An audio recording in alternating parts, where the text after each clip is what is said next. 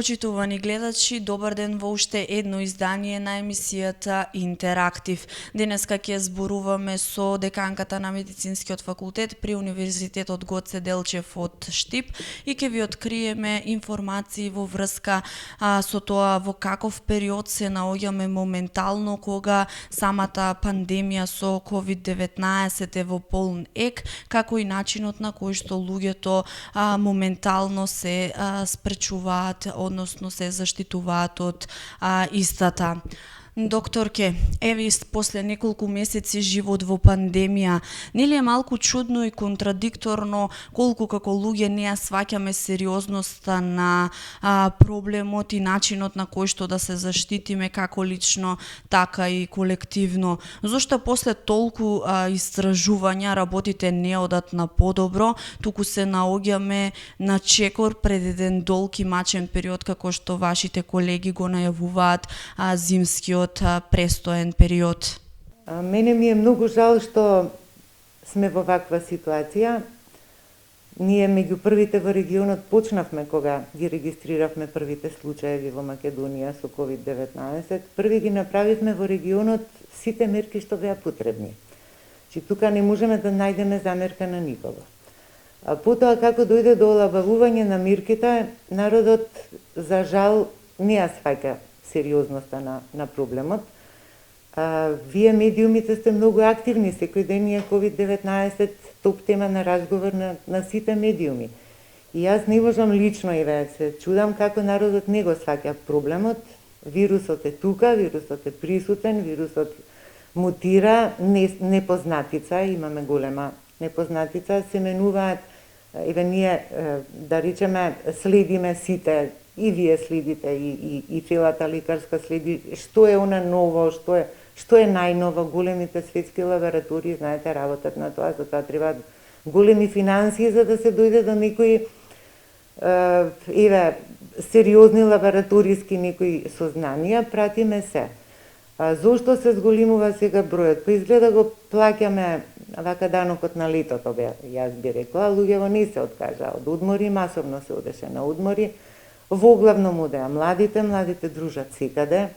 Се слагам дека и еве не е решение и тоа да не одиме на работа, а да дружиме надвор.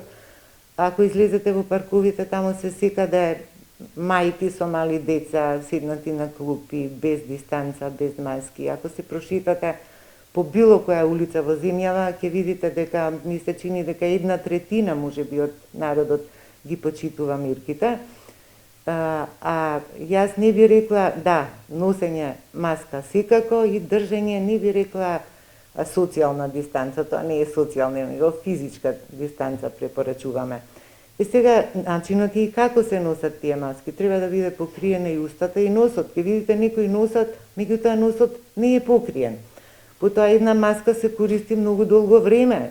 Јас сум видела вака во движење никаде, посебно младите носат или на лакто или во заден джеп на фармирката, таа маска колку е добра да се стави повторно на лице, нели, да се покрие носот и да се покрие устата. Респираторен вирус е. Респираторните инфекции се многу страшни за да ги контролираме. Контролата нивна е многу тешка. Јас би кажала, еве школски што ние работиме и што како епидемиолози пропагираме, има модели на настанување на заразни болести, вклучително и на респираторните инфекции. Постои еден модел карактеристичен за заразни болести, викаме вуграликов ланец. Тоа се 5 елементи. Прво е изворна зараза. Ние имаме изворна зараза, имаме болни. За жал има болни со клиничка слика, нели, лесна, средно тешка и тешка, која е апсолутно хоспитализирана, пациенти со тешка, а овие што се со безклинички, асимптоматски, тие ја шират болест. А тоа се во главном отпорни млади луѓе кои ја шират болест и ние тоа не можеме да го... Они не се совесни во своето однесување. Не е само, знаете, вие, не е само да го дигнете имунитетот, него и вашето однесување е многу важно. Е, сепак ќе се вратам на овој вуграликов ланец. Имаме изворна зараза, имаме пат на пренос, потоа имаме влезна врата е респираторна, слузницата на респираторниот систем, на носот, на устата, нели, понатака бронхите и алвеолите, плуќата практично.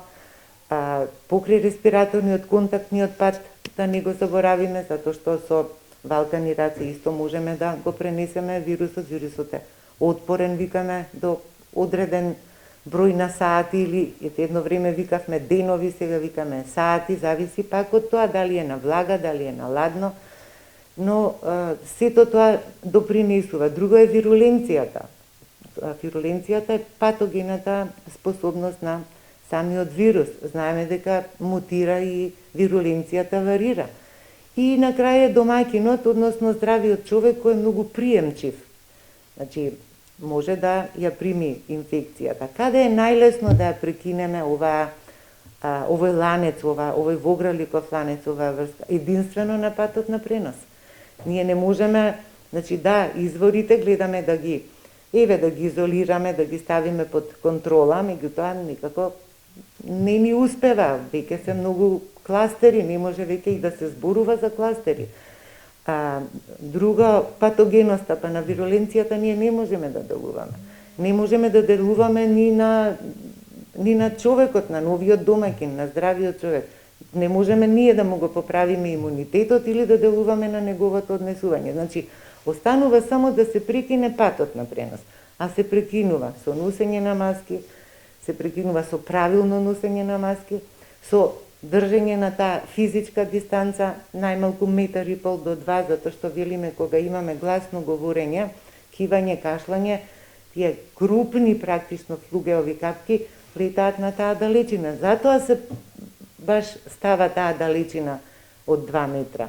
Има и едни велсови, тие се многу ситни, не се видливи со голо око, тие титраат во воздухот, им треба одреден временски период да се исталожат, односно, или да угинат, зависи колку се ситни. Значи, може и некој да поминал пред вас, да се искашлал, и нешто да вдишате доколку немате маска.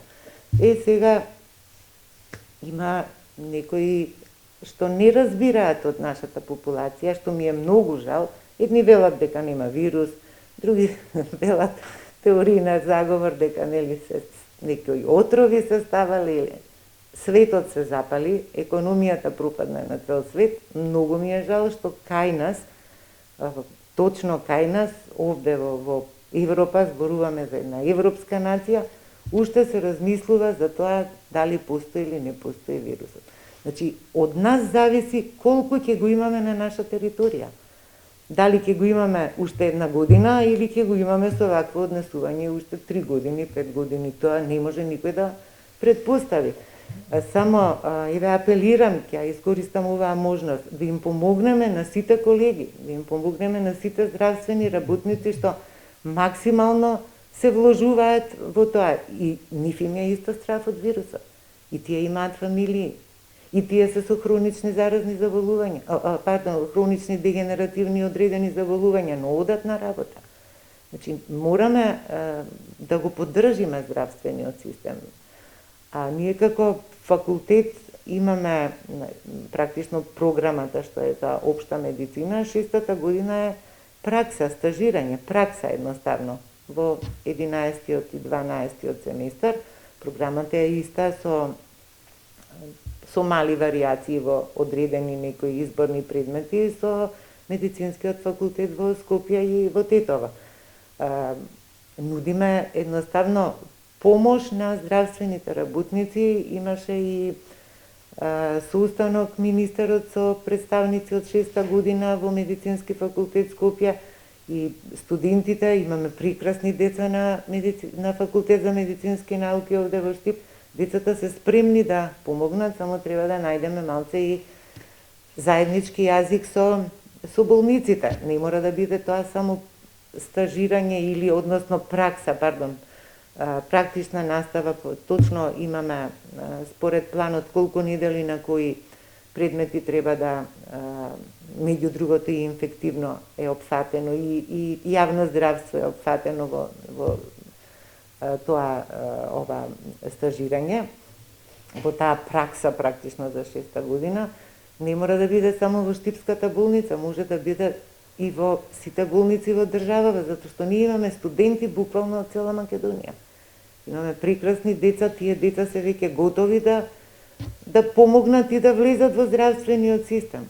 Од комуникација со други универзитети и институции, без разлика дали станува збор за Еразмус или други видови на институции, кажете ми дали може да се искористи туѓото мислење? Еве, вие не можете да влијаете врз одлуката, например, на владата или на Комисијата за заразни болести, но може ли да се искористи туѓото или вашето мислење во спречување со ширење на коронавирусот? Како што знаеме, последната информација од болницата беше дека бројот постојано расне, но алармантно е тоа што се повеќе доаѓаат болни кои што се со тешка клиничка слика.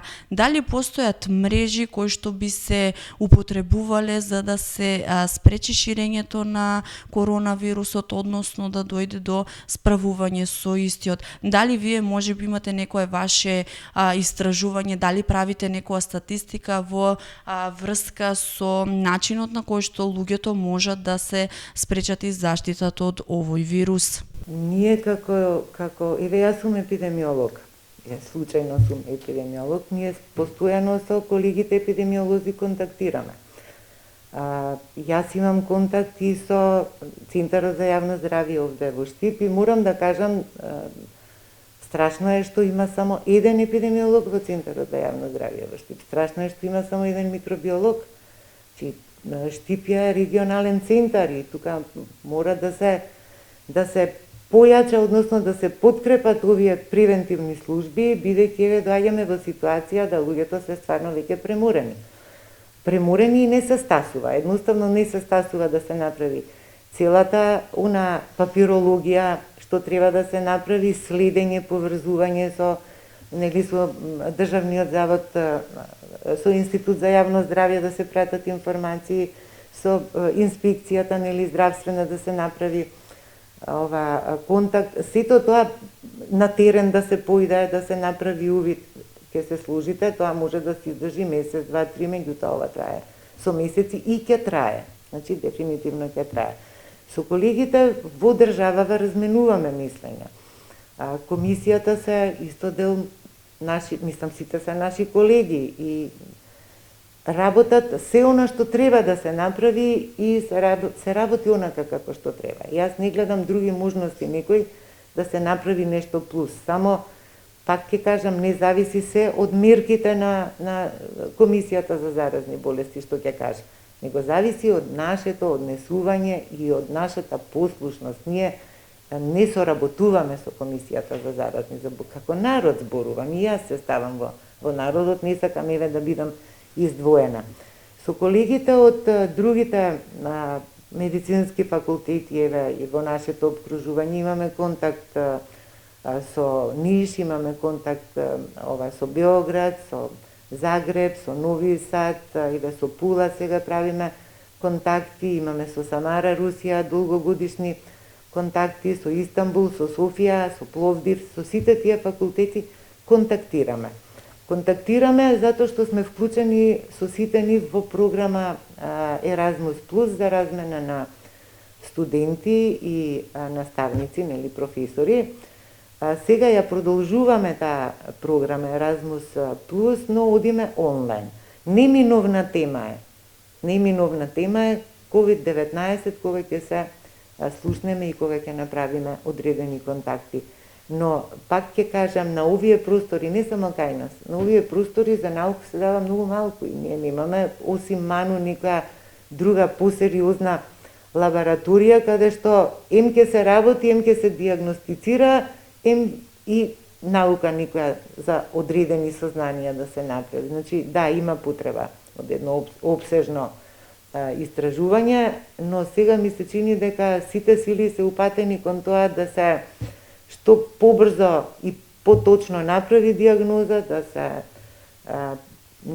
пристапи кон соодветно лекување, сместување или пак изолација на заболените, а верувам дека наназад ја правиме анализата. И ќе се сложите дека немаме епидемиолози се многу малку, инфектолози се многу малку. Интернистички гранки, да, има колеги повеќе и они ротираат, сите ротираат. Во комуникација со други факултети и институции, без разлика дали станува збор за Еразмус или други регионални или национални факултети. Кажете ми дали, бидејќи вие не можете да влијаете врз одлуката на владата и врз одлуките на Комисијата за заразни болести, може ли да се земе во предвид туѓото мислење или еве на пример вашето? Дали имате направено некој вид на истражување или статистика, бидејќи моментално последната информација од болницата беше дека бројот на заразени постојано расте, меѓутоа алармантно е тоа што се повеќе болните доаѓаат со тешка клиничка слика. Може ли да се направи мрежа со која што информациите побрзо ќе се шират и истите ќе се гледаат во пракса за спречување со овој вирус? Превентивните дисциплини, за жал, младите се помалку ги бираат и еве сега доаѓа до израз колку се важни превентивните гранки. Обично младите, за жал, дел ни одат надвор, а оние што се солидни и остануваат тука, нив им е идејата некоја од клиничките гранки. Јас не им замерувам, меѓутоа би сакала и менеджментот државен да малце посериозно не свати дека навистина сме малку, работа има многу и еве една ваква ситуација веќе не може да се Колку што се сеќавам, вие бевте вклучена во една програма за намалување од штетноста од користење на прекумерена употреба на антибиотици. Дали според вас мислите дека сега е моментот кој што води до зголемување на штетноста на луѓето, бидејќи еве јас лично познавам луѓе кои што употребуваат антибиотици на свој раци, кога ќе видат некој симптом на COVID-19, веднаш бараат антибиотици на своја рака, сами си го земаат лекот. Дали сега е моментот кога треба да се вклучи алармот кој што вели дека имаме прекумерена употреба на антибиотици и со тоа ќе се зголеми и штетноста кај луѓето? Па секако постои проблем, затоа што еве нашиот народ на своја рака работи многу. Секоја година има ден, односно недела на антимикробната резистенција и ние цело време говориме зошто е тоа многу штетно, прекумерна и неправилна употреба. Колку е корисно, толку и штетно. Антибиотикот со години веќе нема некој нов антибиотик, да речеме. А овие што постојат се поголема и поголема резистенција се нотира не само кај нас, секаде во светот. И сега тука можда е проблем што едно време да се стави забрана антибиотик да не може да се купи без да биде даден рецепт од страна на лекар. Ама ако земеме во обзир дека ние секој од нас има некој матичен лекар, или некој пријател, роднина, комшија, било како сакате да го кажам тоа, секој ќе дојде до таков рецепт и сега едно време беше, колку јас знам, усилено купување на сумамед. Затоа што сумамедот конкретно беше назначен, ќе се напијам 2 дози сумамед и јас сум заштитен. Не е тоа баш така, ќе направиме многу поголема беља отколку што еве тоа на своја рака заштитување. Че секако оно дијагностицирање по телефон, не сум присталица на дијагнози давање по телефон, треба секако антибиотик да биде даден од лекар, припишан од лекар, по преглед од лекар, матичен лекар или интернист, зависи на кое ниво е прегледот. Колку значи да се подигне личниот имунитет на некој начин? Па добро, суплементи примаат сите одат, еве, најмногу сега, одат и реклами, одат и препораки, D-витамин, еве, веќе Сонцево го снимува, D-витамин да се зема, C-витамин да се зема, суплементи, А, С, селен, меѓутоа, пак ќе кажам, што и да земаме, ако имаме ризично однесување, ако не носиме маски, ако не одржуваме физичка дистанца, ако се собираме, ајде летно време подруго, меѓутоа сега ќе се затвориме во затворен простор. Респираторните инфекции се најчести, затоа ние ги имаме и велиме респираторните најмногу ни се јавуваат во зимските, касна есен, зима, пролет, рана. Зошто? Зашто сме затворени во затворен простор и тука комуникацијата е близина има, затворен простор е, не се луптира, се загрева и трансмисијата на респираторните патогени оди многу лесно и брзо. Почитувани гледачи, овде некаде е и крајот на денешната емисија на Интерактив. Се надевам дека научивте доста работи во врска со страшната пандемија која не демне веќе неколку месеци, како и за сериозноста на проблемот и предлозите кои што треба да бидат прифатени за да се спречи истата. Јас ви благодарам на вниманието и се гледаме во некоја следна прилика. До тогаш, довидување.